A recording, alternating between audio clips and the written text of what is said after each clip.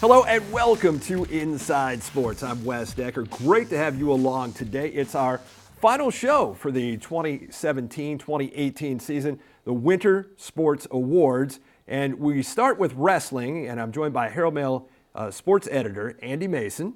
Welcome to the show, Andy. Great to be back, Wes. I always like to make this clear that the awards on the show are exclusive to the show itself. So I'm pretty much making these selections. The Herald Mail will have its selections for each of the winter sports, and it's all county teams, and they'll be in the newspaper and online. What are the dates of those? Well, they'll be in the paper March 28th through April 1st, and the days will go boys track, wrestling, girls basketball, boys basketball.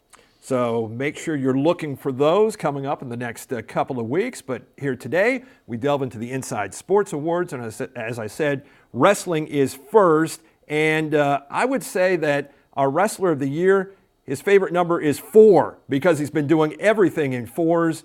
North Hagerstown's Aaron Brooks is now a 4-time winner of Wrestler of the Year here on this show. Yeah, I mean, what a captain, just an unbelievable career. 4-time Washington County champion, 4-time region champion, 4-time state champion, the first Washington County wrestler to ever win 4 state titles, just the 7th in state history. You know, just an incredible career. Went unbeaten this year, 28-0, overcame a broken foot. His second straight unbeaten season, finished 163-2 for his career. All-time winningest wrestler in Washington County history. And I think you put it pretty succinctly when you tweeted it out after he won at states. The GOAT. Yes, I mean, without a doubt. Greatest of all time in Washington County, maybe public school state history. You certainly can make that argument. He went unbeaten against public school wrestlers, won the state tournament 4 straight years, and most of his matches were not even close, never in doubt. Honestly, it's been since his sophomore year that he faced a kid who had any kind of chance against him, and he beat him. But since his state final, his sophomore year, was the last match in a Hubs wrestling uniform that he went into where he was challenged. And he won that 3-1, and nothing since then was close. What are the chances that we're looking at a future Olympic champion? Well, that's tough to say. I think we're looking at a future NCAA champion. The Olympics are a whole other story. Yeah, I'm not saying he's not going to do it. Yeah, I mean, if there's anyone who can do it, it's him. But he's in line to do it. I mean, here's a guy who's won a world title. He's won a cadet world title. Sure. And those are the kids who win Olympic titles. So his chances are as good as any, but that's a real tough medal to get. Well, I'm not shooting low with him anymore. No, I'm just not. So off to the Olympic Training Center next after graduating from and then North he'll be Hagerstown. joining Penn State, which is And I think it's hilarious when I see a lot of these wrestlers wearing a Penn State shirt, and then you have a guy who is truly going to Penn State on a full ride in Aaron Brooks. I mean, Penn State, that's the big leagues. They've won 6 of the last 7 NCAA team titles. Yeah, no question. Well, congratulations to Aaron Brooks. Once again, our Wrestler of the Year. Coach of the Year is a guy who enjoyed the most successful season of his 15 as head coach at Williamsport, Mike Rektorovic. Yeah, great season for the Wildcats and Coach Rek. They went 30-3 this year, set a school record for single-season wins. They won the Washington County title for the first time in 5 years. They beat rival North Hagerstown for the first time in 7 years. They sent 10 guys to the region tournament. They sent 6 to states. They put 3 guys on the state podium. It was just a great season. And I think this was the season that Williamsport was sort of waiting for after last year. It was that year they had to get through, and this was the year where they really wanted to hit it hard. And if they weren't in 2A West, the success could have been even greater. Oh, yeah. I mean, they got to the region duels, which was a great accomplishment, but they had to, Middletown was there, the 2-time reigning 2A, 1A state champ, and Damascus was there, which went on to win its 6th straight state dual meet title. And in the semifinals against Middletown, they faced Middletown earlier in the year and lost 38-20. This match was 36-34 loss. Right. They did it without Nate Anderson. Nate Anderson was at the first match. He wasn't at the second. Because he had a broken hand. This kid who had a 33-5 season. They were this close to beating Middletown without him. Yeah. So congratulations to Coach Rektorovic, our Coach of the Year. That takes care of wrestling. Andy, it's been a great season for Washington County overall in wrestling, and it's been fun following it with you. Yeah. Yeah, can't wait for next season. Yeah, we'll do it again next year. That's the plan anyway. We've got more awards to hand out, though. Don't go away. Dan Kaufman's here when you come back. Indoor track and field up next in just a moment. Champions are not merely born. They're forged in the crucible that is flag football. With equal parts turf, pigskin, and heart.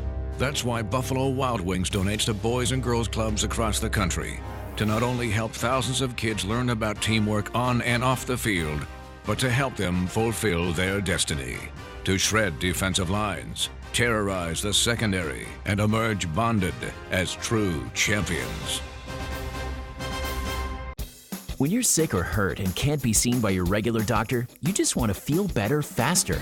Make a convenient appointment or simply walk into Meritus Urgent Care, where you can receive attention from our caring professionals, from sprains and strains to sore throats, earaches, and other ailments that are not life-threatening. Meritus Urgent Care has you covered with on-site labs and x-rays and much more. We're conveniently located on Pennsylvania Avenue in Hagerstown at the Sylvania Center. Feel better faster with Meritus Urgent Care.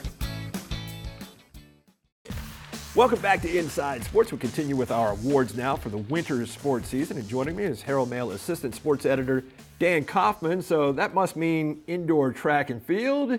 And as far as our female athlete of the year here on the show, well, she sweeps the cross country and the indoor track awards. Cameron Harper of Boonesboro does it for the second straight year. And watch out for her outdoors as well. We all know what kind of outstanding athlete she is, and she was on point again this year, winning the state 500-meter title for the third straight year with kind of a textbook Cameron Harper performance, sitting in fourth place after the first 200 meters or so, just kind of cruising up the backstretch. And there was actually a heavily favored girl ahead of her who had run 1:16 this year in the 500, but Cameron just ran a race, and I think the excitement of the moment got to the favorite, and before you know it, Harper's chasing her down and winning that 500 again.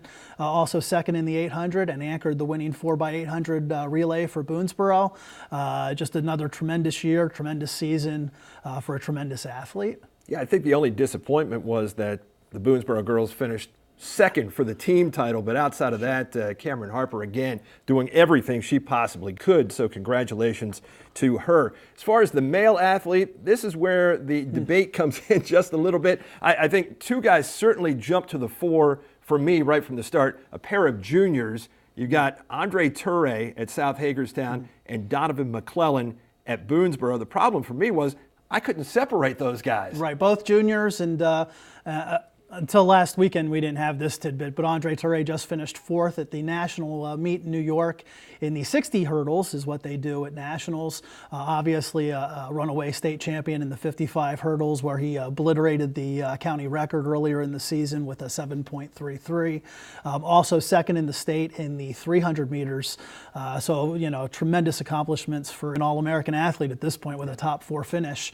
And all McClellan did was have a hand in 3 state championships and a team state championship for Boonesboro, winning the 500 in a PR of 107 and change, setting a 1A class record in the 800 with a 2-minute and change run, and also anchoring Boonesboro's boys 4x800 relay to a victory. So it's tough to divide between the two, and both of them would have been worthy recipients. And the funny thing about it is Toure really looks the part, a smooth athlete, and then McClellan, as he said, even when Donovan was here on the show, I don't really look the part. He's sort of Clark Kent until he becomes Superman and kicks it in late in his races. Great foot turnover and very relaxed. That ability to relax is a big key to his form and his speed.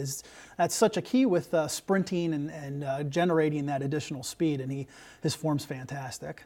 So now that we've put all of that out there, you're saying to yourself, well, who in the world then did Wes Decker go with? Who did he pick as the male athlete? Well, I went with Nick Kidwell of Boonesboro, and here's part of the reason I went with Nick, Dan, and that's because, number one, he's a senior, and he had not been throwing the shot put very long. As a matter of fact, it started with the indoor season a year ago. He goes on, wins the state championship. So coming into this year, you're thinking to yourself, all right, well, what could he possibly do after such a great debut? Right. Well, he goes out, and his goal all year was to beat the school and the county record. And in his final throw at States, he does it 55, 5.5. And when I look at this, the guy he supplanted was one who had a pretty fair career post-high school in J.R. Lowry. So I'm thinking to myself, for a guy who is not aspiring to do this after high school, that's a pretty good feat in and of itself. Sure. And the distance that he threw would have won the 2A or 3A state title too. So I'm going with Nick Kidwell, shot putter extraordinaire. It was fantastic to see him get that county record. We all knew he was going to win the 1A state title. He was favored there by something like 7 or 8 feet. So that was kind of already in the bag. The question was, after throwing 55-2 early in the year and being off of J.R. Lowry's record by an inch, and then all of a sudden having some health struggles. I think he had a bout with the flu at one point and was a little bit weakened by it. Would he ever get that record and then go into states? And as you said, on the last throw, uncorking that county record throw, that was really, I'm sure, what made Kidwell's season. And again, another fantastic athlete who had a big part in Boonesboro repeating as boys team champions. And I think we've become desensitized to Boonesboro throwers just a little bit because we sort of expect them to do this. 5 of the last 8 1A state titles won by a Boonesboro shot putter. And Nick Kidwell does it for the 2nd straight year. Congratulations to him on the award here on the show. As far as Coach of the Year, well, we stay at Boonesboro for a clean sweep. Becky Walter, the Washington County Hall of Famer, gets it done once again. Yeah, tough to argue when her boys won the county championship and then repeat at states. That last year was their first ever team title as a boys track and field team. And this year they duplicate the feat against some really stiff competition. A lot of athletes emerging to do that. You can never really go wrong with Coach Walter. She does a great job. You could have made the case for Dwayne Freeman at South, whose girls won the first county title in program history. And his boys were 4th in 3A. Yes, and absolutely did fantastic job. Yep. He would have been a deserving winner as well. Certainly those two stand out among the rest as far as accomplishments this year. But who's going to argue with Becky Walter at the end of the day? Well, congratulations, one and all. Another terrific indoor track and field season relative to our county. Dan, thank you very much. Always a pleasure to be here. I'm back right after this. Girls basketball with Bob Parsaliti in just a moment. At Hamilton Nissan, we know you've got places to go, so let's travel together. The Nissan Rogue, plenty of room for you, and plenty of room for him. With nearly 40 cubic feet of cargo space, everyone will be using the Rogue for everything, all the time. And on occasion, you'll find an evening for yourselves, and the Nissan Rogue will be right there with you. Hamilton Nissan, let's travel together. Come see us on the Dual Highway. Want the latest new release movies today? With Movies on Demand, you'll get these titles before Netflix and Redbox. This will be such fun. Welcome to Jumanji. Watch your step in here. I can't even with this place. Fulfill your destiny. Watch the newest collection of movies on demand before Netflix and Redbox. Welcome back to Inside Sports. We continue with our awards now, and we're on to girls basketball. Bob Parsaliti joins me for this. Bob, I went to one of the private schools for our Player of the Year here on the show, and it's a girl who last year, when I considered players for this award, was certainly at the forefront. She was only a freshman then, obviously only a sophomore now, but I think she's one of the more versatile players in the area in terms of being able to score the basketball inside or go outside. And at 6'1", Skylar Treadwell of St. James had another sensational year this year. I mean, a solid year overall, over 15 points per game, more than 8.5 rebounds per game. Pretty good stats right there, and she is our Player of the Year here on Inside Sports. She did have a great year. She is one of those players that I guess you call him a pop-out player. She can go inside and play the inside, but she's very adept at shooting the three, and she crashes the boards well.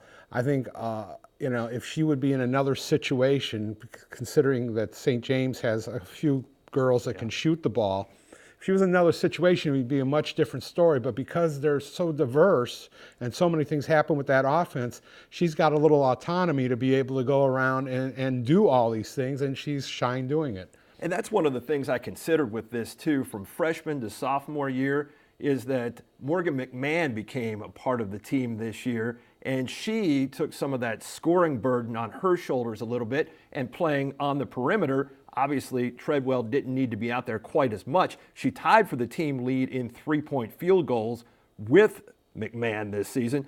You know, you got to pick your poison, you know, on who you're going to defend. And with them both being able to put points up on the board, I mean, I think they average probably, around 29 or 30 between the two of them. That's a good chunk, especially in a girls' basketball game when a lot of times there's not a lot of great scoring. And Skylar carried it over by going up to that Bishop Walsh tournament and getting on the all tournament team. So I mean, she got what she deserves, I think. Yeah, it was a fine punctuation point to an otherwise stellar season where she also led the team in block shots. She was second in steals and third in assists for a team that won 21 games overall. So congratulations to Skylar Treadwell, our girls basketball player of the year here on Inside Sports. Our coach of the year for the 5th straight year, I go to Kevin Murphy of Williamsport, and his team has now gone more than 4 years without losing a game against a public school team here in Washington County. And the Lady Wildcats went 9-0 against county competition this year with an average margin of victory of 15.7 points per game. They were 17-7 overall, and when you think, wow, 7 losses, but yeah, they were playing in that Gambrel division in the CMC. So 2 games each against Middletown, Oakdale, and Walkersville. The other loss was to Poolesville. So you have the teams in 2A who were ranked 1st, 2nd, 4th, and 5th in the state this season, and the eventual state champions in Poolesville, the team that knocked them out of the playoffs. And when you consider that he brought only 1 starter back from a team that won 20 games a year ago, and he lost his point guard, his projected starting point guard, in Summer League, and then used a sophomore for the most part of the season in that position, I think there's just so much that points to the fact that even though he didn't win as many games as the year before, the schedule was much tougher, and yet within the county, which is really what this award is all about, still his team was the top. Well, I think this is probably one of his finest coaching jobs. Kevin does the same thing. I mean, it's kind of like a Bill Belichick kind of thing. You know, I mean, you do the same thing, you just find different ways of doing it to make it work, and then live on defense. Well, they're still living on defense. They didn't have a dynamic type point guard. They still kind of flirted with the outside shot, but they did the same thing, but just pounded the boards. He had the Wildcats had 4 girls that had at least 5 rebounds a game, between 5 and 8 rebounds a game. They pounded the glass. They worked the drop step. They did the rebounding. They were all over the glass underneath and played defense. And if one of the proudest moments for that team is anytime they won, they held the opponents under 40 points. So, I mean, all that put together took a lot of coaching to make them understand what they needed to do to win. And that's why it's the finest job he probably did. Yeah, defensively, as you said, 15 times they held an opponent to 39 points or fewer this season.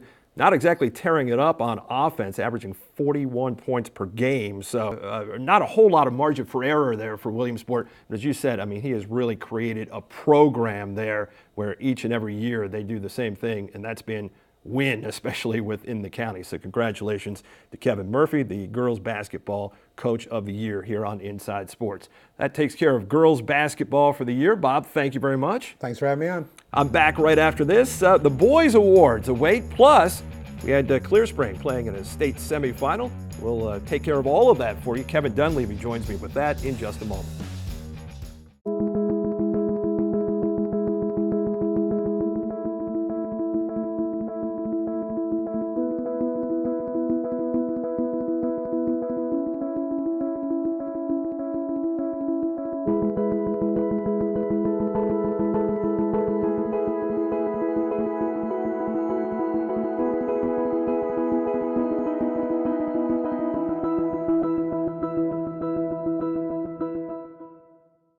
Antietam Broadband's Flight Gigabit service is ultra high-speed internet delivered by a direct fiber connection. We are one of the few communities in the country to have it. But what does it mean? It means businesses will want to move here, which means more jobs, better jobs. It means access to world-class infrastructure for healthcare, education, and nonprofits. It means enhanced social and economic well-being.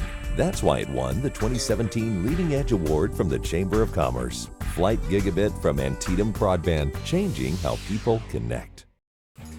Welcome back to Inside Sports. We have just the boys basketball awards to hand out yet, but before we get there, one more piece of business. Joined by Herald Mail insider Kevin Dunleavy. Welcome back to the show. Thanks, Wes. Well, last Friday at the Xfinity Center at College Park, Clear Spring Blazers went pursuing a dream, and I mean, this was a tough one because Dunbar is one of the most difficult matchups I think that a team can get. And they proved it. I mean, the Poets would go on to win the state championship in 1A. But in the semifinals, I just felt like even though Clear Spring winds up on the wrong end of a 69-43 final, they were never really that far out of the game until about the midway point of the fourth quarter.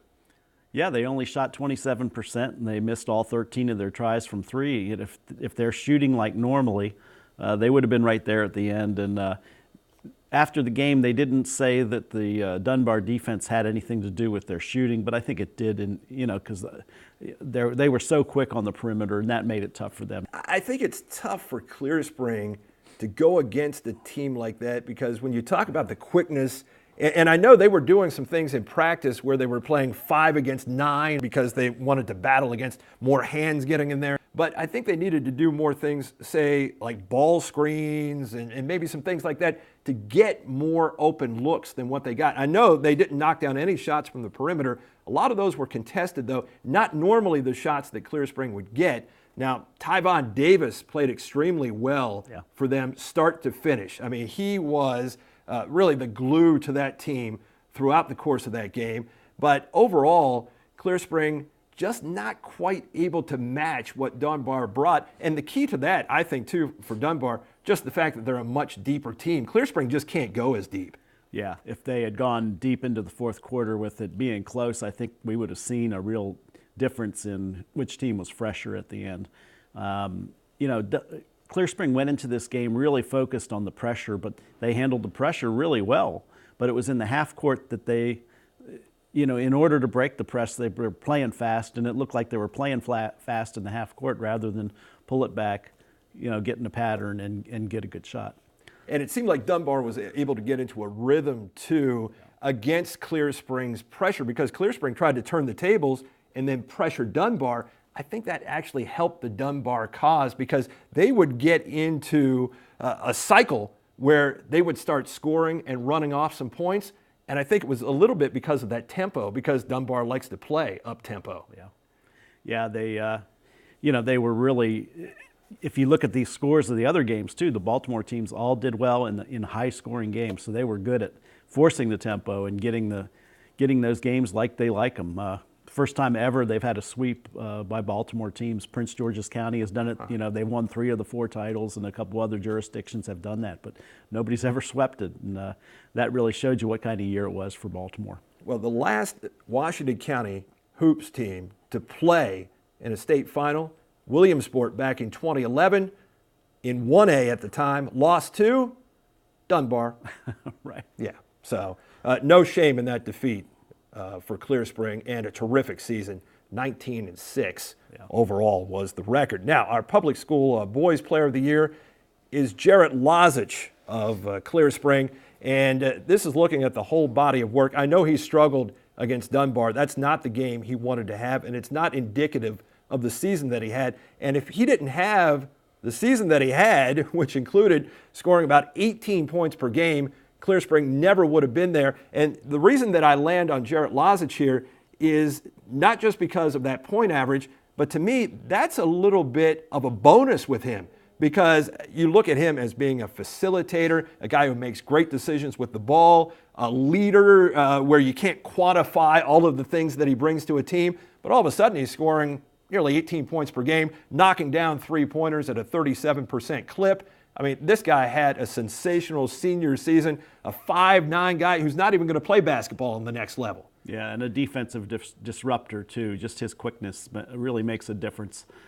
Jacob Ball, might be my choice for Public School Player of the Year, but it would be really close between the two of them. Well, those are two guys who are gritty, blue-collar guys, and Coach Grable of Williamsport actually helped me a little bit with this decision and something he said here on the show. He said, Jarrett Lozich is a bulldog, and I think we saw that when Clear Spring played at Williamsport and won that game that night. That was all his will to win, and the heart that he brought, his heart was as big as that entire team that night in getting that job done. Yeah, and Ryan that night said that the key play of the game was when Lozich went on the floor for a loose ball early in the game, and he said you could tell that set the tone for the entire game as far as the desire of Clear Spring to win that game. Our private school player of the year here on Inside Sports, Amir Harris of St. James, a guy who just stuffed the stat sheet each and every game. And I have to give him a lot of credit. Coming over to St. James as a senior this year, after having a ton of success the year before at St. Maria Goretti, having to adapt to new teammates, new surroundings, I think as the season wore on, he really got it, and those players came together, and we saw them playing their best at the end of the year in the MAC tournament as they won that title together. Yeah. He found himself in a different role each year that he played for a different team. And it came slowly this year. But sure enough, he caught fire toward the end of the year. And in the MAC tournament, they were unbeatable against really quality teams. They played the two hottest teams in the MAC and beat them both by 20 points. I mean, and it was all Harris entirely controlling the game defensively and offensively. And in those last two games, a total of 27 points, 16 rebounds, 19 assists, and 6 steals. So now the only question is, where will he play next year? I asked Coach Preet about that. He said that Oklahoma State, South Carolina, Temple, George Mason, and DePaul are all in the running right now. So we'll see how all of that plays out. But Amir Harris is our private school player of the year here on the show. And coach of the year for the second year in a row, Matt Miller at St. Maria Goretti. And what do you do for an encore after winning 29 games the year before, really reaching back into Goretti history last season? This year just creates some more. 31 wins this year, second most ever in Goretti history, tying that mark. Arguably a better year from a coaching standpoint. I mean, he had so much talent last year. This year he had so many different pieces, but they made it work. They didn't lose a single game all year. That they weren't upset this year at any point. Said that badly, but that doesn't happen, that you don't ever lose a game that you're supposed to win.